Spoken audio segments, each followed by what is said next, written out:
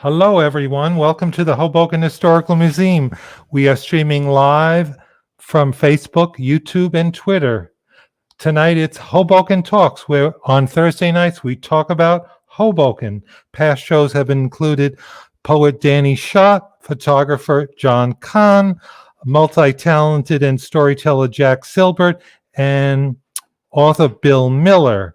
I'm tonight's host, Bill Curran. I'm the museum associate here, and we have as our guest tonight, Brad Johnson. Please feel free to make comments on Facebook and YouTube. We'll do our best to respond. We consider YouTube our home base, so if you miss any of our Hoboken Talks, and this is our 62nd episode, congratulations. Please do so.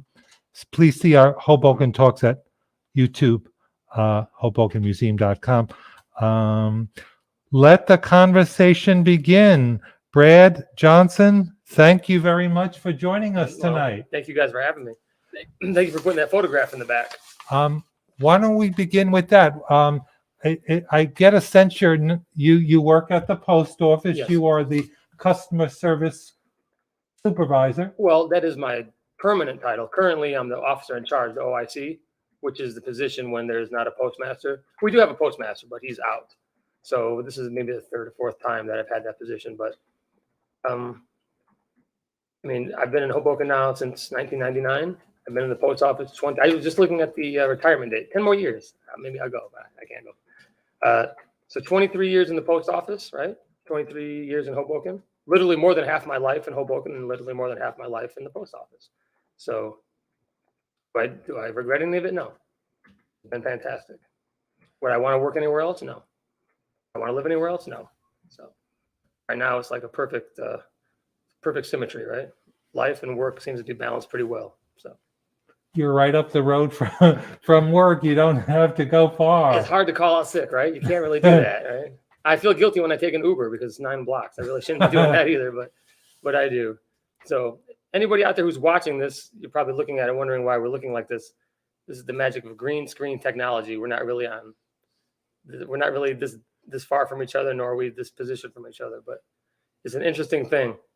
It's an amazing thing to think that I was a small boy growing up in Michigan with big dreams of living in the city. And now here I am in Hoboken. Hoboken Museum, probably one of the best places in Hoboken, getting to be on the Hoboken Talks, which is amazing, with two people that I've known on and off since 1999. I can't remember the first time I ran into you, by the way. I mean, it's been a while. Who knows? It's just in passing, right? It's been like decades, and it's just one of those things, which just goes to show you like how wonderful Hoboken is. That's the type of, I don't know what the word would be. It'd be something organic that you really can't, really be hard to describe with textbook terms, but that's just the kind of place Hoboken is, where you just walk down the street and it's just, everybody just kind of knows everybody, even though it's 70,000 people probably now, right? I'm assuming, right? Just based on population growth and what what was the max population in the 70s? They had hit 70,000 something, right? That was like the peak of Hoboken's population growth. And of course, the funny thing is, Hoboken probably has less population than it did when it was at its max, but we are probably more crowded. We have less parking. It's hard to walk down the sidewalks, right? Hoboken has grown considerably in the last 20 years that I've lived here. But I say that to say, you still walk down the street and you see Bill, and it's just, you see the police officers, you see people that when I worked in the bar in 1999, I still see people. If he's watching, and he's probably not, I hope he is. Brandon, never knew his last name. We see each other like once a month. I walk past him, I say, hey, Brandon. He's like, hey, Brad. He still knows my name, and we don't know each other's last names, but it's just we know of each other. That's the type of place Hoboken is. You just kind of know of each other, right? So we have a question from Eric.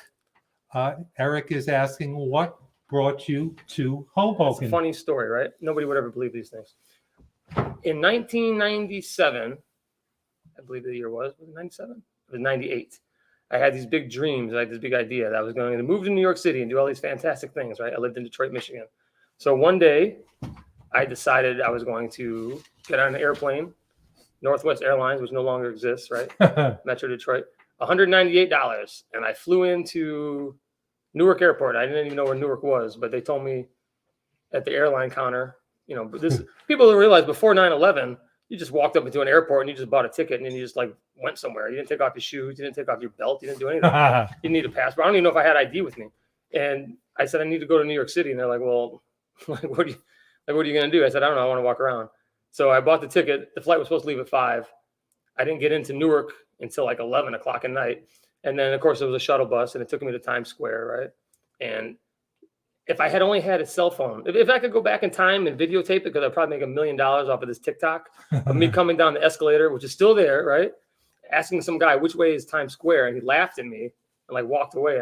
I realized that I am in Times Square. I mean, I didn't know, right? And so it was like midnight and I walked around until 6 o'clock in the morning and I took the bus back home. And when I got home, I told my parents, I said, I'm just going to move to New York City. And then it took me a while because that was October. And then I came back in November. And then when I came back in November, I brought enough money to get a hotel, right?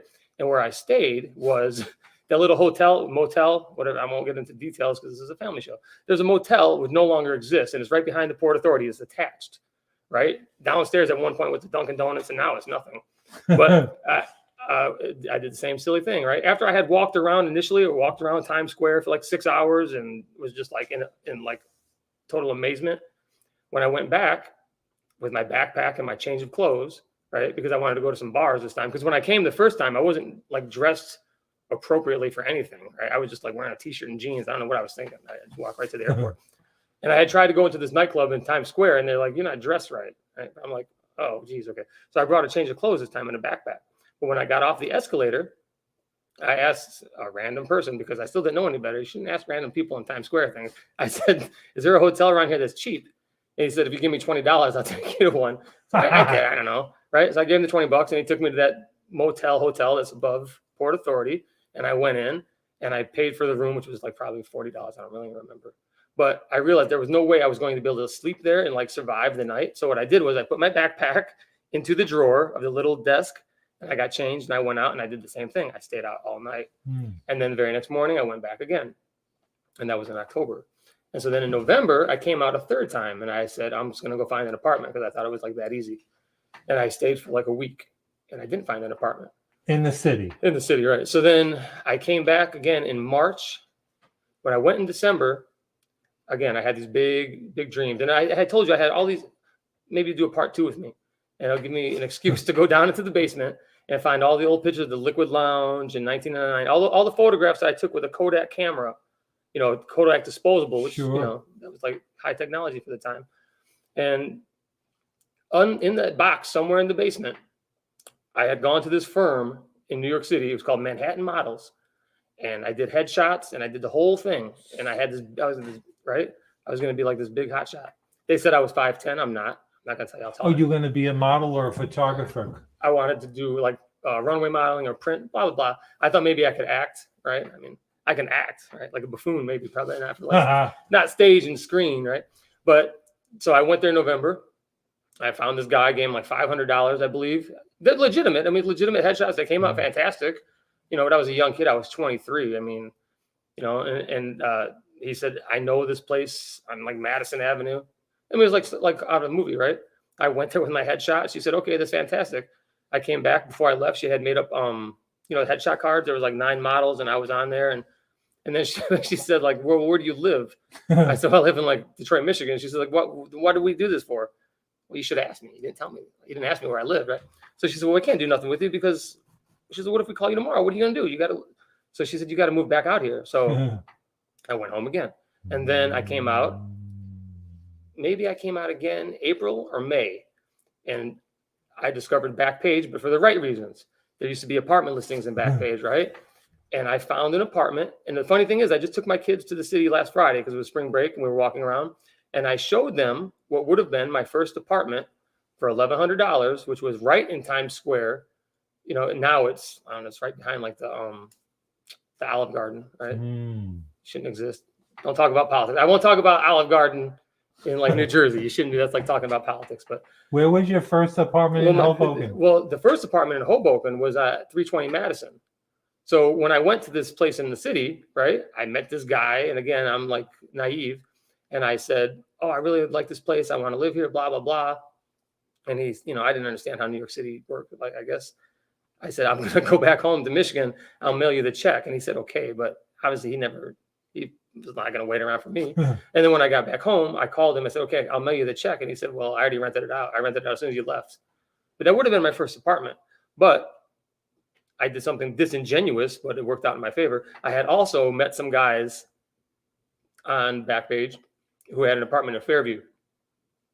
And I told them I wanted it, even though I really didn't. But a good thing I did, because that guy backed out in the city, right? So then I called them. I said, oh, I'll send you the check. And they're like, oh, good, we were waiting for you.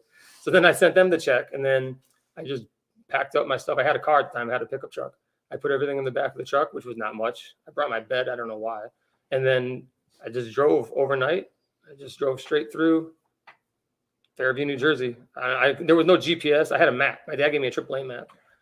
I followed it like a highlighted route. How is it you got to Hoboken? Now that's a good story. That's right. So that's your passage to. That's how you got to Hoboken, NYC, New Jersey. So when I got to Fairview, it was like a Friday, right? I got there and I had to start work. I had transferred. I was working in the post office in Michigan, so I just transferred, right? But so Friday night, I moved all my stuff in, and I went to the city that night. And I went to Times Square Brewery, which is no longer there. It was a great place. I really enjoyed it at the time. I mean, for like a Times Square place. And I went in and I said, oh, are you guys hiring bartenders? And they're like, oh, yeah, sure. You can go talk to the manager upstairs. So I went upstairs and I said, oh, I just moved here, but, I'd like to get a job in networking, bartending. He's like, fantastic. That's great. Blah, blah, blah, blah. And then he said, oh, but so he's like, just where did you work before? I said, I never worked in a bar before. And he's like, are you kidding me? You come in here, this is Times Square. This is New York City. You don't act like that. He like threw me out. And I was like, I can't believe it. And I was like downtrodden, right? I was like, oh, New York City's like a rough place. Is this really how it's like? This is like depressing already, right? And so then my friend had helped me move out. If he's watching this, or maybe I'll tell him, Joe Spagnola, where are you now? He's on Facebook somewhere. And he had helped me move out here. And he had to go back on Sunday. So I drove him to the airport. And then when I came back, I went to the city again. I was like, well, I'm here. I wasn't too happy. I was like, this is like rough. It's like, I guess it was probably like instant homesickness, right? 22-year-old kid doesn't know what he got himself into. And I was waiting for the 126 to go back to Hoboken, where I had parked my car. And there was this old man, and he's like, oh, what are you doing here, kid? It's like a random conversation out of nowhere. I'm like, oh, maybe I look like a tourist. Did I look too fresh, too pure? And I said, oh, I was just walking around Times Square. I just moved here on Friday. And he's like, oh, where do you live? I said, Fairview. He's like, oh, you live in New Jersey. He's like, well, why don't you live in Hoboken? I said, I've never heard of that. What is that? He said, you never heard of Hoboken? And the funny thing is, I had heard of it. And if I still have that book somewhere, bring me back for part 2. I bought a tourist book, right? And it listed like all the things you're supposed to do.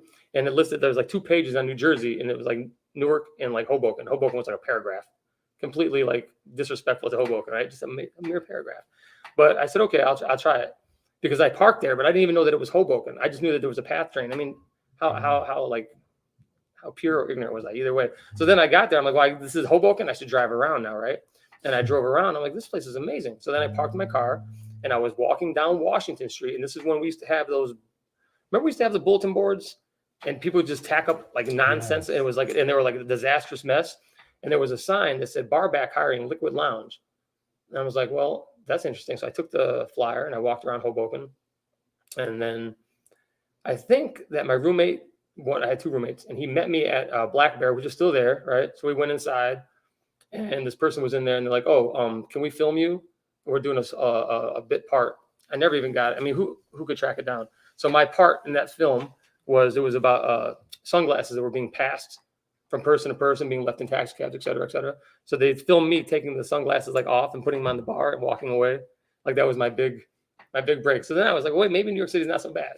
Like this, complete 360. And then I believe it was Monday or Tuesday, which is why we should have had Joe Borzotta on from the Liquid Lounge. I went to the Liquid Lounge and I said, I saw a flyer that you're hiring barbacks. I have no experience. And he was like, well, come back tomorrow and I'll give you a try. I believe he says he didn't think I was going to even last, because like, what was I doing? But I went back the next day and I worked, and it was amazing. And then, everything just fell into place from there. Then eventually I started to bartend. The first time I bartended in Hoboken was fantastic. Christmas Day, Christmas Eve, Christmas Day in Hoboken. You'd think it would be dead, but I wasn't going back home, right? I had no family here. I have no relatives. I still don't. I just only have my kids, right? I mean, that's 22 years later. And where are you living? 920 Hudson Street. Can we get it? The same place. Oh, at that time. Oh no, at that time I was still in Fairview. Oh. Right. I hadn't moved to 320 Hudson. So you're working in Hoboken. So I was just working in Hoboken first, and nobody wanted to work on Christmas Day. And I asked him, I said, well, can I bartend? He said, if you want to. And so I took these little, like the Bud girls would come in. I don't know, do we have Bud girls anymore? Not a lot. Bud people would came in now, but they had these little like pins that flashed. I took the little neon lights out and I taped them to the back of a piece of paper, and I wrote Brad the bartender working Christmas Day Liquid Lounge, and I posted them up on Washington Street, the same place where I found, that was like, my at the time when you're 24 now, you think your life is coming full circle because I'm putting like these little advertisements on the billboards on Washington Street, and like 4 or 5 people came in, and I made a lot of money. I was like, this is amazing. But then you learn Christmas Day, that's like a lot of people don't have anywhere to go either, so they were happy that I was open. Sure. So that was like the very first time I bartended, and then after that, Joe used me more, and then I just eventually started bartending all the time. And I mean, Liquid Lounge was amazing. Randy was there. I mean, that's where I met Randy the first time, 1999. If I showed him a picture, he'd probably be like, "Why was your son in the bar?" I was like so young looking, probably pudgy even, But so that's how I got to Hoboken. And then, I mean, I honestly believe. I mean, I did live in the city briefly. I mean, everybody probably should at some point. I lived on the Upper East Side for 2 years, and then I lived in Bay Ridge, Brooklyn for like a few months, and I came back to Hoboken. I mean, I really can't see living anywhere else. Mm-hmm. I mean, Hoboken just doesn't really get the reputation that it should have. Mm-hmm. And I mean, I don't regret at all living in Hoboken. Fortunately, I was able to buy my place. Right, I own it. I paid it off. Thank goodness. I mean, so I live here. I'm not just renting. I'm not just passing through. And my kids go here. All 3 of my children. Well, my third son technically wasn't born here. My third child, he had to be born in Englewood because insurance switched, right? But otherwise, they all would have been born in St. Mary's, and they all go to Brandt School. Wow. And Brandt School is fantastic. That's another thing. Hoboken schools don't get the credit. I would recommend maybe do a talk, have parents on, talk about how good Hoboken schools are.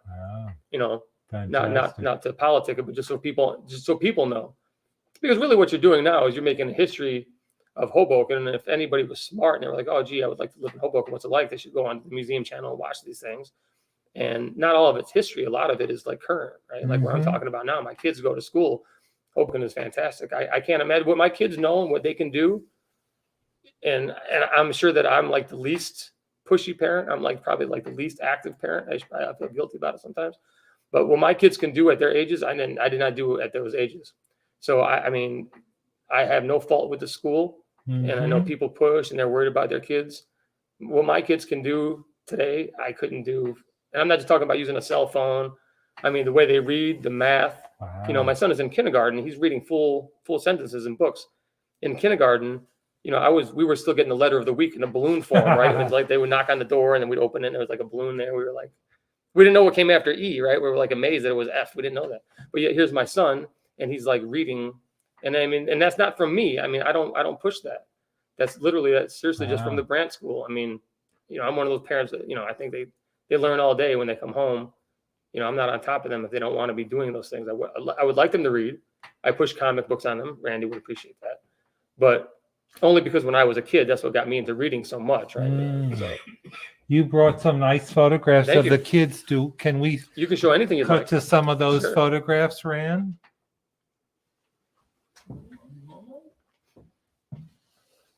That was spring break Friday. Wow. Moni on the right. She is going to be 8 in August. Noka, who is going to be 6 next month. He was acting up. And then, of course, the big guy, he's 9. And we went and got Pokemon cards, and she went to Macy's to shop. I let her. She used some of Grandma's Easter money, and she bought herself a Barbie doll because they have a toy store on the top floor now. And then on the right, of course, that's Elysian Park, which is why I sent that. And that was just, I believe, Tuesday. Very so that's the 3 of them climbing to the top. You live so close to the park. Do you go there every day? The kids go there almost. They would go there. They'd probably be there right now if I'd let them. They love that park. That's one of the many great things in Hoboken, right? Is the parks we have. I mean, you guys could do a park tour for kids. Seriously, you probably could. I don't see parks like this don't even exist in the city. They're not like Elysian Park or Church Square Park is amazing. The playground equipment they have. Would you ever lead the tour for the park? Yes, tour? I would, and I would take my children, and I'd ask my son to be the flag leader, and he would bring the kids. Yes. Well, he would gladly do that. I'll follow up with you. And if he doesn't gladly do it, then I'll take away his Kindle for a week. Now this is the greatest picture, right? And we were just talking about this before. On the right is, I don't know how it looks on YouTube land. On the right, he was samurai taxi driver. Nobody understood the joke. Right? And maybe it wasn't appropriate because he was taxi driver. But I wasn't doing it based on the movie Taxi Driver. I was doing it based on, probably still not appropriate, Jim Belushi, Saturday Night Live, was always Samurai Baker, Samurai everything. So I made him Samurai Taxi Driver. And of course, he won Best Dressed Baby. And he thought it was a cup and he drank out of it. And I let him, right? Because he was a winner. And then the next year, first time ever, I believe, back-to-back championships. He got Best Dressed Baby again, 2014. Wow. He dressed as Hulk Hogan. He's got the boots, the belt. 1, 2. Yeah. So, and as I mentioned to you too, to start some controversy, there hasn't been a baby parade since. So technically, he's still the champ. It's appropriate. He's got the belt. Both trophies are in my kitchen. He hasn't been dethroned. Technically, even at 9 years old, he's still Best Dressed Baby in Hoboken. Wow. There's been no one to usurp him. That was 8 years ago already. That was one of our good fundraisers. And what's this from the post office? This, I mean, you probably had a chance to look at it, but now that's not the actual, those are actual photographs from 1880. The way it was presented on this picture, it looked like it had already been copied a few times with the names added beneath. But you have the postmaster in the middle. And then just to look at the names, you can see at 1880, that's pretty reflective of the population at the time, which was a lot of German and Irish. One guy on the left, I mean, they crossed his name out. They changed their idea or their mind. They didn't really know who he was. But then you look at the uniforms, you look at the mustaches, right? You look at the way they're presented. I mean, there's no position in the world today, no police officers, there's no, even postal workers, nobody dresses like that. You know, I mean, that was a sign of the times. And you probably went to the fruit market and found a guy dressed in a shirt and tie like the postmaster. I mean, so times have changed. But when you look at that, those were the letter carriers. Brad, I'm partial to the name Curran. Is that is that A-N or E-N? I believe it's E. Sweet. You kind of, I mean, you're much younger and good looking, but you kind of got the tie and the sweater and the shirt. Yes. Yeah. That's the lead. The lead. How many people does the post office employ? Is that a weird question? Well, I mean, in Hoboken, we've got over 80 people. I mean, of course, you know, across the country, it's over 500,000. I mean, it's a huge entity. You know, it's very important to the fabric of America. Very important to Hoboken. I mean, I won't go on too long, but I think one thing people don't realize, and I mean, I don't want to talk too much about it but like, for example, after 9/11, right? The one thing that they had asked us to do, which we would have done, unfortunately, was that they gave us a stock of iodine pills, because at that time we didn't know if there was, which is funny, right? Because we don't talk about politics, but look at the news today. We're in a similar situation, right? I mean, the threat of who knows what's going to fall out of the sky. But the idea would have been that if something happened after 9/11, that we would just have it. I mean, every letter carrier knows every route. You have to remember one thing about the post office. And I'm not knocking police anywhere. And the police in Hoboken are fantastic. And I'm not just saying that. I mean, I could tell you stories of how much they've helped us, how much they've helped me. I mean, just in general. I mean, I think you walk down the streets in Hoboken to see that there's a very good police force. There's a very good policy on the way they police, right? I mean, I don't see any complaints with the way they do their work in Hoboken. It's fantastic. But you don't see the police officer walking up and down the street. But every single day, you see the letter carrier, what was once called a mailman.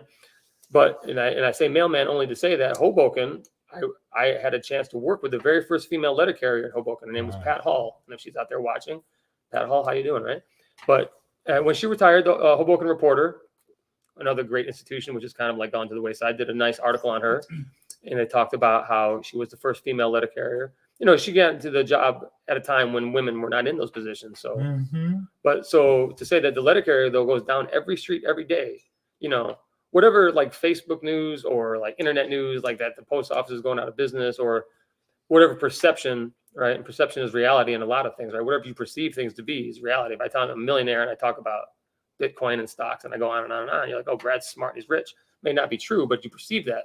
So the public perception a lot of times is that, like, you know, these companies or like the post office, like, oh, he's sleeping, the mailman just woke up, maybe he comes and does his route. They don't realize the amount of mail that the post office processes, and they don't realize that literally the goes to your house every day, unless for some reason you live in maybe a single family home and there isn't a piece of mail. But regardless of which, the letter carrier walks past your house every single day. Every single day, the letter carrier walks past every single house in Hoboken. So the idea to have us, if we needed to dispense the iodine pills into people's mailboxes would have been no different. I mean, it never got to that point where we could have done the same thing for COVID. We could have put a pill inside everybody's mailbox. I mean, we don't, there's no sick days. I mean, sick days, but you don't get off. We don't just not show up to work. We don't go to sleep. There's no snow days really. Or shine. There's a reason for that, right? And when you read the old articles, I mean, there's some really good articles like you can find online about Hoboken letter carriers. They're just written from like, what was the newspaper on the corner of the Hoboken Observer? And they interviewed some letter carriers, at that time we'd say Christmas time. And they talked about how like 8 o'clock at night, they were still out there delivering letters and they didn't go home. I mean, it's not just a tagline on the post office on 34th Street. I mean, you don't go home until it's done. Right. It's not like working in like a canning plant where, I can 20 tomatoes. Now I go home, or at 6 o'clock, and you don't go home until it's done. So we have a quote from Sandra Botman.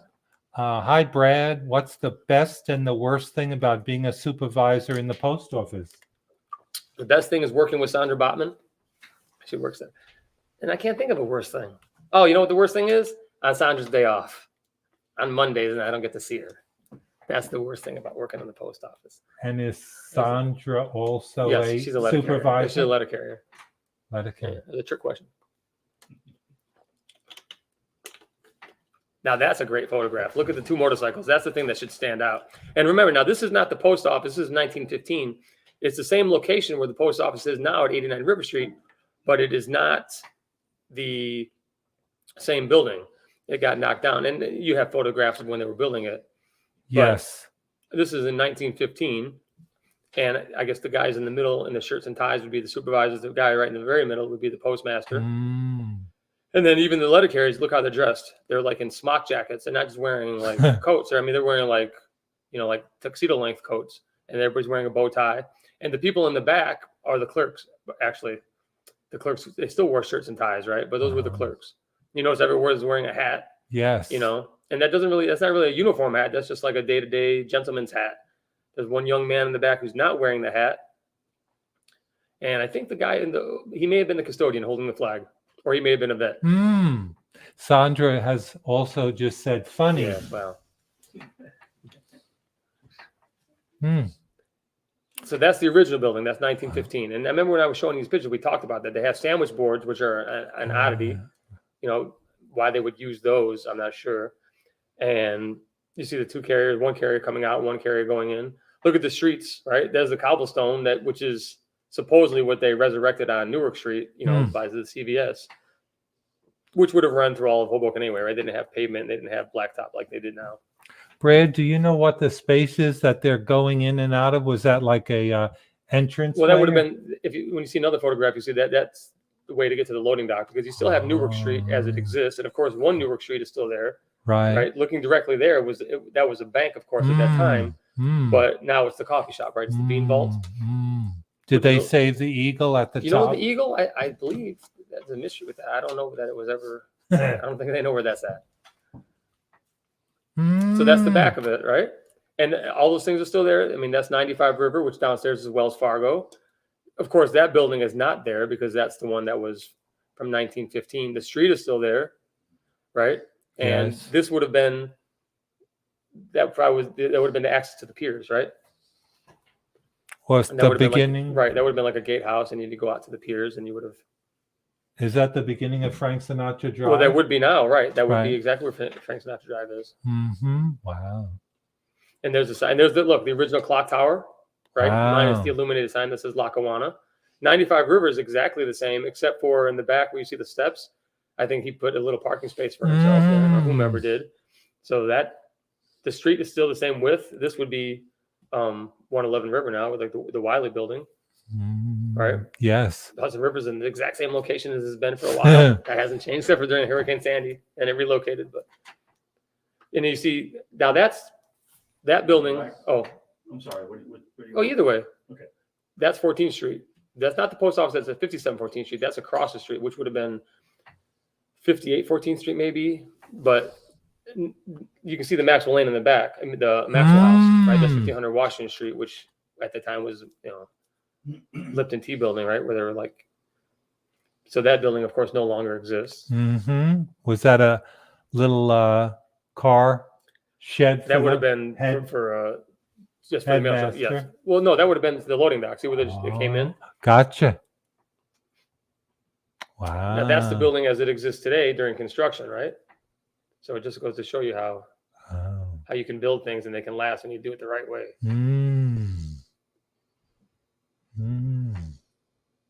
Wow. There you go. There's the dedication and the opening. That's an amazing picture because you look at, first of all, look at 95 River and you see that, look at the lighting that they had, right? I mean, that thing was massive. Just the size of that light fixture alone, which was probably gas at the time, right? Yes. Yeah. And they had the bunting out the windows, and you even see people on like the third floor looking down. I mean, it was like a big event, right? Just the crowds of people alone that were there. There's a baby carriage there, right? They brought out the babies. And if you notice too, you look at the flag, it doesn't have 50 stars, right? It doesn't have the 50 stars on the flag. Oh, that's a nice comment. Thank you. That was very nice. Do you want to read that? Oh, they can't see it on YouTube. You can't see it. It says, "You postal carriers are great, and you know your business more than anyone. Thank you." And that's from Eric Kammer, who also had commented, I believe, on the posting that I was going to do this talk. And I think he had mentioned Liquid Lounge and Latch. So he has a lot of Hoboken knowledge. Those are some good times too. Now, this is the dedication. And of course, just to look at the photograph alone, just to see the pomp and circumstance of it, right? Yes. The door is different. If you notice that was like a double door, it's a single door now. But other than that, everything is exactly the same. And in fact, where she's pulling up the flag, that flagpole is still there. Wow. But we don't use that flagpole. There's a flagpole off to the side that we use to raise the flag, which is not in this photograph, of course. But when you walk by the post office now, you'll see the flagpole that we use. So now that's 1933. And of course, I think the next picture will probably be whenever you're ready. Oh, it's not. Oh, we'll get back to it. This is a great picture because just to see Newark Street as it was with the cobblestone and it's interesting to see the people that are moving, I mean, as well as I do, like when you do photography, the camera they must have had was probably just picking up the motion. It wasn't like a still photograph, right? They probably just had it sitting there taking the shot. And that's how they got the blur. But other than the light pole is not there and those street signs are not there, but everything else is the same. The width of the sidewalk, right? The street is the same. The only you notice is there's like a sidewalk on the side, which doesn't exist now. I mean, when they took out the cobblestone, that changed. But what happens upstairs in the second floor? Do you have a museum there? We should have a postal museum there. I mean, it's you've been in the lobby. It's a beautiful place, but I mean, we have the Hoboken Museum, so we don't really need that. But upstairs would just be the offices, like the postmaster's office. The second floor would be where they process the mail. So now that's the back, and that looks exactly as it does today too, except for the loading dock. The actual loading dock area was raised as an RAZED. It actually means, and it was actually lowered, not raised, because obviously the height of the trucks changed. I mean, look at the vehicles that they're using. Now you have like 7-ton trailers and such, and then so they had to dig down and change obviously the footing. In the right, you can see somebody's car is parked, but yes, you'll never know whose that was. Might still be parked there. I got to put a sticker on it on Monday. I'm not sure, but that's 734 Washington Street, which is still there, of course, right? It doesn't look like that, but it's still there. I mean, the facade has changed completely. The old glass at the top of the windows. Yeah, wow. I mean, you still see that in Hoboken sometimes, but once that breaks, you're never going to replace that. Right. I mean, of course, it's not in the building. Now, this is this picture goes along with the young lady. This is her. She came back all those years later, right? Which is an amazing thing, right? 1933, she raised the flag during the dedication, and they brought her back how many years later? And then she did it again. And I had the fortune to work with the gentleman on the right. He was a custodian. That was Mr. Montoto, but he's passed away. And then you may even know Vinny Massandrea is wearing the shirt and tie, who I never got to work with, but I did get to meet him over the years. The dark jacket or the light? Yes. He was the assistant postmaster, which is a position that doesn't really exist. And he actually just passed away last year, I believe. But he was a resident of the shipyard. He was uptown. He may even popped in many times. We have a question from Eric again. What's the biggest challenge with the old post office with today's volume? Well, our facility is fine. I mean, it's a huge facility. I mean, it's amazing. You know, that building is sturdy. I mean, it withstood Hurricane Sandy, right? I mean, we worked the very next day. We went back to work. We had no issues. You know, that's a testament to the way they used to build things. So you look at the buildings they've built since that got wiped out during Hurricane Sandy, and one of the oldest buildings, you know, was untouched. Because the path was flooded. You did the path train was. You was did horrible not get that water damage? No. Wow. That's fantastic. That building is pretty solid. Wow. The water just went around it. So we were lucky. Oh, these are some photographs that I took. That is the St. Peter and Paul Church on the corner of 4th and Hudson. That was pre-Easter. So I took that photograph. And then I think I might have added another one, which was after Easter, and they changed the design. That is a beautiful bench that I saw on, I believe, 12th and Garden.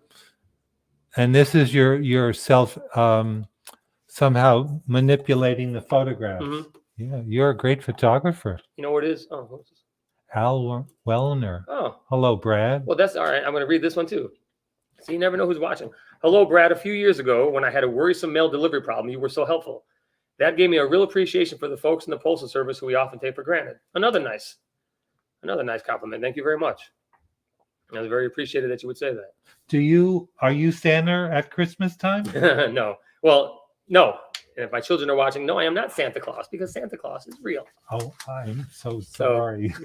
Believe me, they play the game. They know the right things to say. Otherwise, they know how many presents they get for saying they believe in Santa Claus. They're smart. That's 7th in Washington. I was just playing with the filter. It's just because if you notice right now in Hoboken, and even you, I think, painted the same, not those flowers, but they're planted all along Hoboken. So it's, good old daffodils. No, I like that style. It kind of feels like old Hoboken with a kind of a color tint. Yes. And then on the right, that's in front of Torito's. It just happened to be that those were the few banners that there was actually color to. And so it just picked up. You eat out a lot with the kids? Do they have a favorite restaurant? Pizza? They should. It's Hoboken, right? You know what they actually enjoy now? The new, Impasto's on First. But not Impasto's on First. It's on First in Washington. We went there a few weeks ago, and they enjoyed it quite a bit. Right. Yeah. That was a motorcycle in front of La Isla. Again, I was just playing with the colors. And this one with the Church Square. Castle Point Terrace. Castle Point Terrace. Yes. That was maybe last week. Very poetic. Now on the left, that was after Easter. They changed. I don't belong to that church. I mean, I probably should belong to a church, right? I probably should belong to like 20 churches. So still wouldn't help, but but then they changed it, and it was just as interesting, right? They changed the color scheme. On the right, I thought that was interesting because you see a reflection of the building across the street. Fantastic. Even looks like there's some man in the window there. Do you see that? Well, you see him standing there, but then of course that could also be me taking the photograph. That's true. Probably is. Oh, that's a nice address on 8th Street. I shouldn't have said the address. But they did a fantastic job with the way they put the wreath and their flowers. On the right, that's a very interesting address on Garden Street.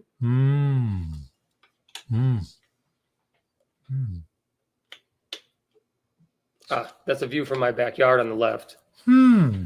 So that's the back of 9th and something Washington Street, and there's our tree. On the right, that's an image I did of 31st Street. So where you live in Hoboken, you have access to a backyard? Well, that building we don't utilize it, but it's there. I mean, you can walk through it, but it's not like we haven't done it up like some of these buildings. That is my son posing. Fire department. That was on 6th Avenue in the city.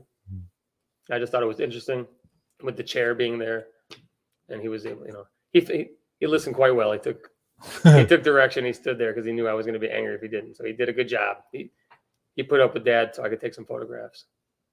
But it's interesting because they have an A rating. But look at the place. On the left, of course, that's Washington Street, right at sunset. That's the corner of 4th and Washington. And of course, on the right, Schnackenberg's, which is no longer Schnackenberg's, but Fantastic. will always be Schnackenberg's as long as that sign is there, right? That's right. Right. Beautiful. That was a rainy Saturday. Oh, that was an interesting picture. That was when they're doing the remediation on Newark, the flood remediation to make sure that we don't have supposedly, so there's no more Hurricane Sandys, but that was the work they were doing. I thought that was interesting. That all that street art, or some people would call graffiti, that's going to be buried. It is buried now, right? Wow. And at some point in the future, when we have to rip up the street again 50 years from now, they're going to pull that up, and they're going to try to it could be 200 years from now, and they're going to think it's like hieroglyphics. On the left, I thought it was interesting. A lot of people like that shot, so I included it. On the right is the door in my basement. It is that red. I mean, I took out the rest of the colors, but the door is that red, and it is that old. I thought that was interesting. Brad, not to backtrack, you had said that you were working in Michigan in the PO. Is that how you got your connection to working? Well, yeah, I mean, I put in for a transfer, so it just worked out quite well. But I mean, I would have moved here anyway, one way or another. It's just that's the way it went. So that was a foot that kind of got you in there even quicker. Yeah, I guess it did. Yeah, I mean, it was the 90s, right? Nothing was as hard as it is, right? Everything was easier. But that's how it worked out. That wasn't the last snowstorm, but that was a good snowstorm. I think the bike might still be there, minus the tires in the seat. That's like the Hoboken way, right? That's what happens with the bikes in Hoboken.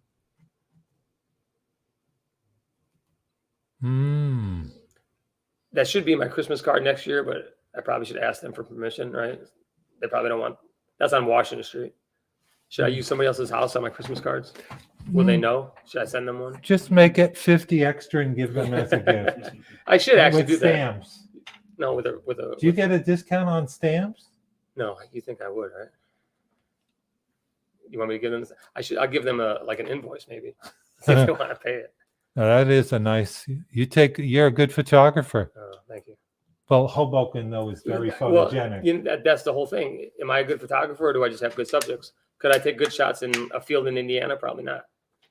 Would I be able to take a picture of a bird in a corn stalk? Maybe not. Hoboken is so easy. The city is so easy. Well, it's talking to you. It's got. You feel it. Yeah, you feel it, but I think it's also easy. There's just so much. It's so interesting, and it's so interesting to other people who aren't here. I mean, where do you see construction like that in America? New York City, Hoboken, where else? I mean, there's places, but where else in the world? Germany, Eastern Europe. You don't see that in Ohio. And somebody in Ohio is probably like, yes, you do, but you don't. And if you do, nobody knows about it because it ain't that great, right?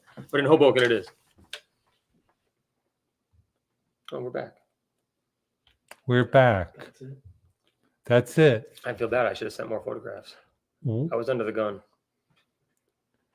Do you look for photography or just kind of you see something and you react to it that way? You know what it is? It's like what you said. It's just so.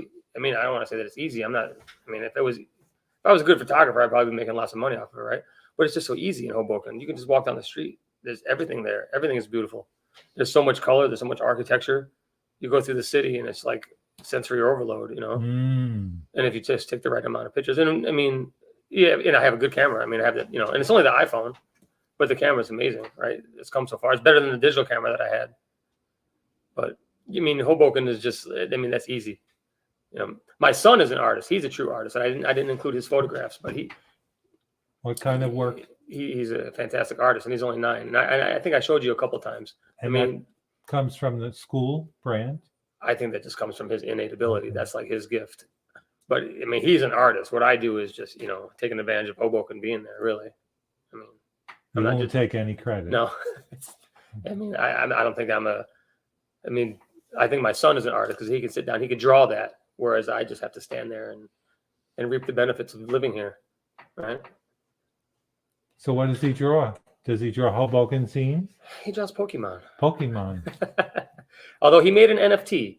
He made an NFT at Christmas, which I don't know if you're familiar with NFTs, but anybody watching, like maybe everybody knows the Bored Ape Yacht Club, which is just a series of digital apes wearing hats and glasses and et cetera, and et cetera. And so my son wanted to make a similar thing. He said that you could do that. So he made and I didn't send a picture, so it's pointless, but you could find it online. You could look on rarebull.com and look at my site, Brad Johnson NYC, and you'll see that he had made an NFT, and he made a series of them of the elf on the shelf, but he made the dot matrix psycho elf on a shelf. Wow. He's an interesting kid for 9. And that was his take on the NFT craze. So he's very talented. Right now he's working on a Stickman comic, which I also didn't bring a picture of, but he's good. My daughter's trying to follow in his footsteps, but you pass the museum quite often, and we have an art table, so come by at any time. My kids would love to. And my kids have their masks downstairs that you let them paint, and we look at that often. That's right. Yeah. I'd have to say, right, the Hoboken Museum is probably like the most, not that it's underappreciated, probably the how would you say it, the most underknown, the most less known. You can't say less known, but it's the most underappreciated probably piece of anything in this entire area. I can't think of any museums, and I'm not saying that because you guys had me, but look at the things you've done for my kids, the events that they've been able to take. You can't do that at MoMA. You can't do that at Natural History Museum, right? Natural History Museum, you can stand in line for an hour and then pay like an exorbitant amount of money to look at things and not touch them. And then the events that you guys have for kids all the time, it's amazing. They don't partake as often as they should, but I mean, you guys have a permanent art fixture out there with their masks, which they look at every day. So we appreciate that. Thank you. Thank you. Anything coming up? And our next shows are Lou Carbone up here. Oh, this show is up through Sunday. Okay. So if you haven't seen this current show, please come by. Lou Carbone is amazing. Another guy I've known since 1999. He knows my children very well. We see him every morning at the coffee shop on the corner of 10th and Washington. You make it down there too.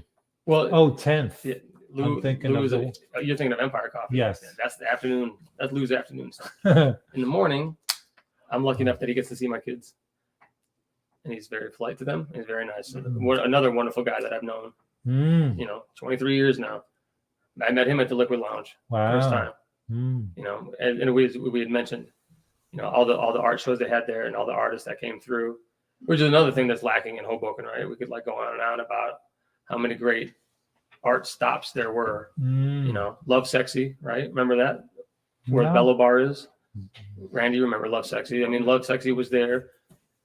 You had, Excalibur, which was an odd bar. Who went to that? I went there. They had the only rooftop bar in Hoboken at the time, right? And it was on 10th and Jefferson. They had art shows. The Character Club didn't have art shows, but it was a great bar. They had the cheese game and a lot of other things going on. But Character Club was great. How about Good and Plenty? Good and Plenty was before my time. Okay. Right. Good and Plenty is where on Washington Street. Yeah. The Malaysian place. Yeah. Yes. Right. Yeah, I missed that place. It was before my time. I know of Maxwell's, but I don't know the Liquid Lounge. How could you not know that though? But you were here. I know. You said it was the art center of the world. No, it was. Randy would agree. In Hoboken, it was. Wow. Joe Borzotta went on to do other things in Asbury Park. He opened a bar in the city where I bartended with him once for New Year's. But we had great artists. People that still live in Hoboken, Roday, as he mentioned. There's a lot of untapped art potential in Hoboken that people don't. Not to say they're not successful, but enough people don't know about them. Sure. I think that's one thing that lacks in Hoboken is that there's no forum or there's no push to get people like that on display. I think Hoboken Museum, obviously you guys do a fantastic job, but there's probably in Hoboken we're overlooked, and there really should be some type of committee or a forum, or there should be some type of outlet that would push us, because we're sort of always literally overshadowed by New York City. Literally and figuratively, right? There's buildings and it's just the perception of what New York City is. But when you think of the village is not what it used to be. There's no artist outpost. There's no underground scene anymore. And Hoboken had a real underground scene for a while. And you have 720 Monroe, and you have a lot of artists. You have the Newman Leather Building, right? But probably if there should probably be an open call for the artists. And they did a good job on Washington Street, right? They painted the electrical boxes, and a lot of people came out that people didn't even realize that they were artists. There's people and people I knew, I didn't even know they could paint. They're just, I thought they were just my kids' friends' parents. But and then you go on the Instagram and you see that they do quite a bit. But where's the outlet? Where's the forum in Hoboken? It doesn't exist. So, I mean, that's the one thing that we're lacking. That's the one thing we would probably really need in Hoboken. Do they ever have at the PO a contest to design a stamp? They might do that nationally. They would never do that locally. I mean, that would be a nice thing too, to have local people submit their artwork. But I mean, you can do it yourself, of course, right? You can go on like Zazzle and these websites, and you can do it yourself. But that's just probably for your own entertainment purposes, right? But no, they don't do that. And it would be nice. Hoboken would have a lot of good entries, I'm sure. But I mean, remember the comic book stores on Washington Street? There were so many good. I mean, A&S Comics, 10th and Washington. You had Vinny's store on 12th in Washington Street.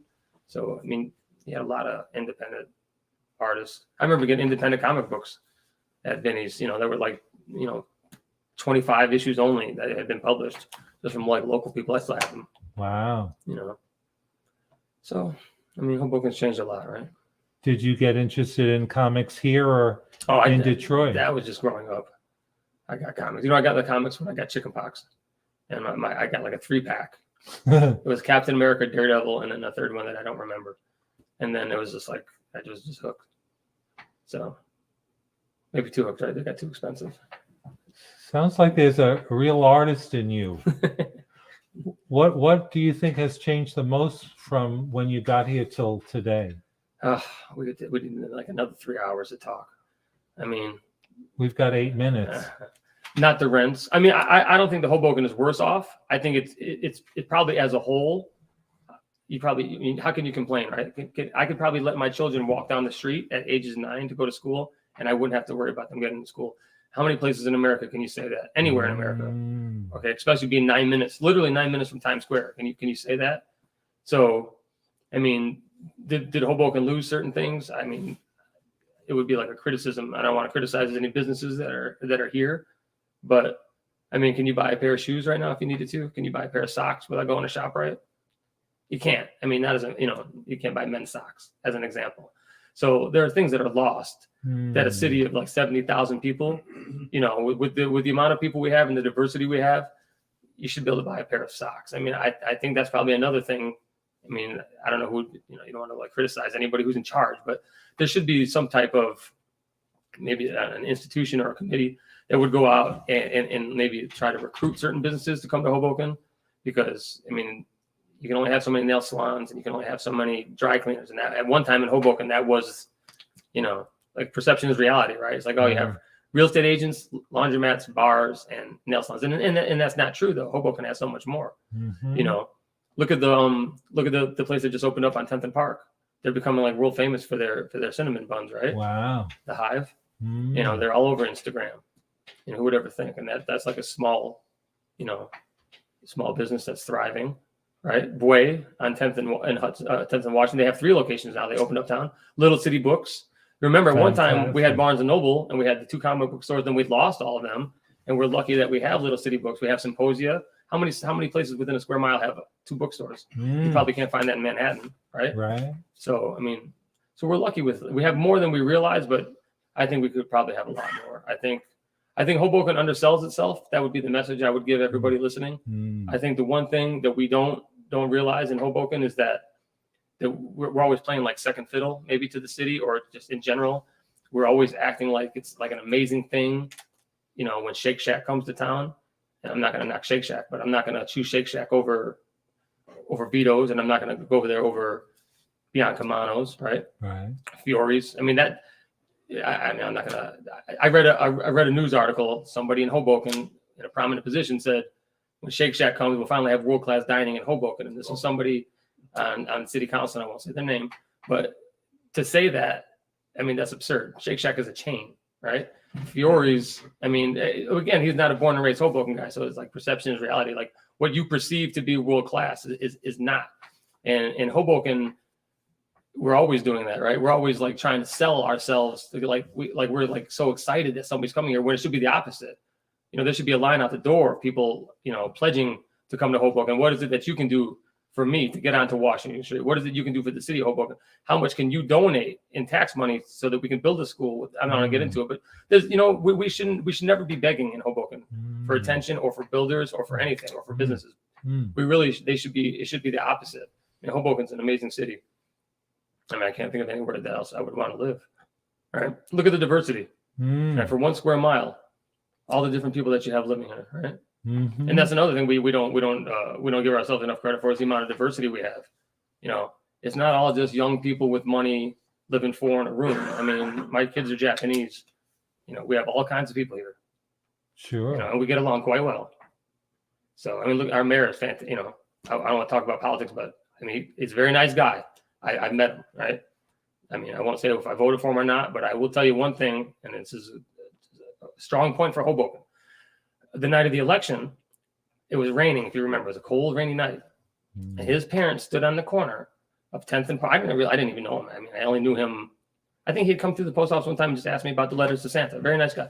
And I saw his parents standing out there in the rain. I mean, that's a credit to family. I mean, and Hoboken's full of it. So, we don't give ourselves credit for the amount of diversity we have here and the way we treat each other. For being a big city, we have no issues when it comes to those types of things that you see on the news. Nor probably would we ever, because I think people come to Hoboken, we're not like that.